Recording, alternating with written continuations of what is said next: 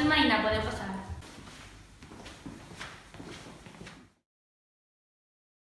Bueno, xics, conteu-me, per què esteu així? Què voleu contar-me? Bueno, jo sóc Marina, he estudiat farmàcia, encara que actualment treballo com a cambrera perquè no hi havia oferta en el meu treball, però m'han donat l'oportunitat de fer una recerca en Alemanya i tenim un problema en la parella. Realment el problema que tenim és que tinc una filla de la relació anterior i tinc el treball així. Per això no sabem quina decisió prendre. Bueno, Marina, conta'm un poquet quins creus que són els avantatges i inconvenients d'acceptar el treball. Crec que els avantatges són que vaig a tindre un bon sou, que les despeses de la casa estan cobertes, que vaig a treballar en la investigació, em vaig a sentir autorrealitzada i vaig a ser feliç amb el meu treball. En canvi, els inconvenients serien que Nicolás viu ací, que la filla de Nicolás s'hauria de quedar i tindrà tota la família i amics a Espanya. Nicolás, quin creus que són els teus? Crec que els avantatges són que podria continuar la meva vida en parella amb Marina i que podria formar-me. En canvi, els inconvenients serien que la meva filla hauria de quedar-se a Espanya, que la família i els amics es quedarien així també, que no conec l'idioma i que hauria de buscar un nou treball a Alemanya. Tot el que m'heu contat, anem a veure quines opcions tenim. Opció A. Acceptar el treball. Marina accepta el treball i Nicolás se'n va amb ella.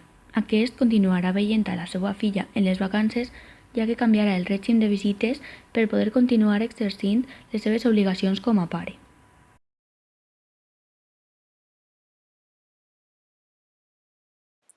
Al plantejar aquesta opció, la psicòloga podria estar vulnerant alguns articles del Codi Deontològic. Quins podrien ser en aquest cas?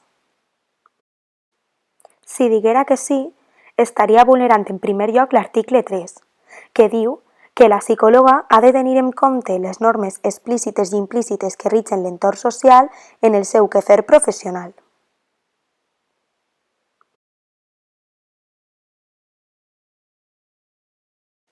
En segon lloc, vulneraria l'article 6, que diu que la psicòloga s'ha de regir per principis comuns a tota deontologia professional, com el respecte a la persona, el sentit de la responsabilitat, la honestitat, la prudència en l'aplicació de tècniques, entre altres.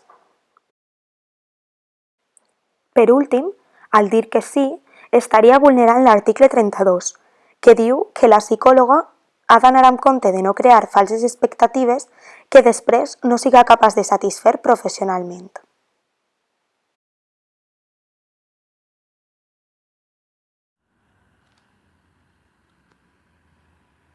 Opció B. Rebutjar el treball. Marina no accepta el treball i continua la seva vida amb Nicolás i amb la seva filla, com fins ara a Espanya.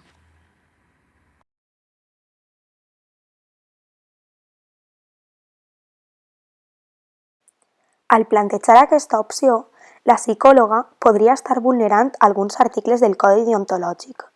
Quins podrien ser en aquest cas? Si diguera que no, vulneraria l'article 25, que parla d'evitar la manipulació de les persones i enfocar-les cap a l'assoliment del seu desenvolupament i autonomia.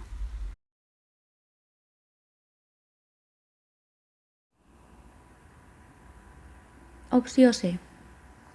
Marina accepta el treball i se'n va a Alemanya, mentre que Nicolás es queda així en Espanya. A poc van observant com es van desenvolupant les coses i decideixen si és ell el que se'n va a Alemanya amb ella o si per altra banda és ella la que torna perquè les coses no s'han desenvolupat com esperava.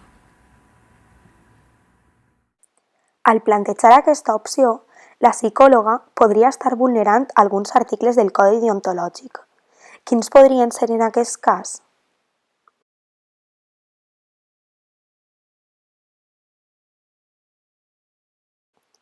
Al plantejar l'opció C, la psicòloga no estaria vulnerant cap article del Codi deontològic.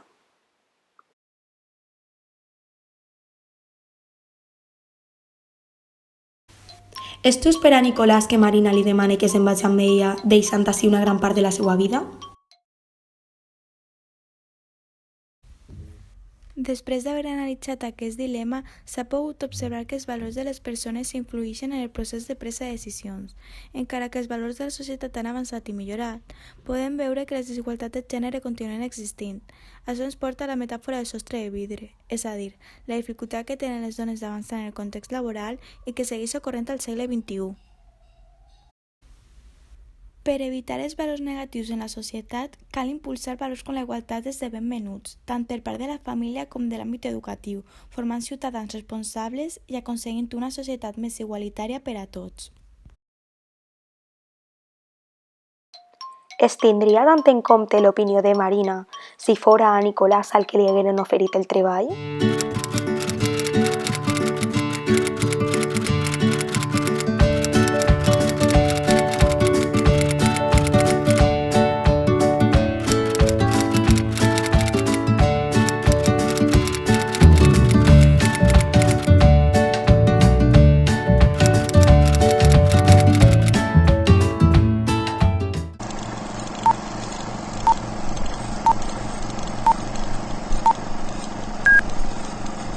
Marina... Bueno, xics, conteu-me per què esteu així. Què me voleu contar? Ja està, no? Sí. La filla de la relació anterior i la del treball així. Doncs a les...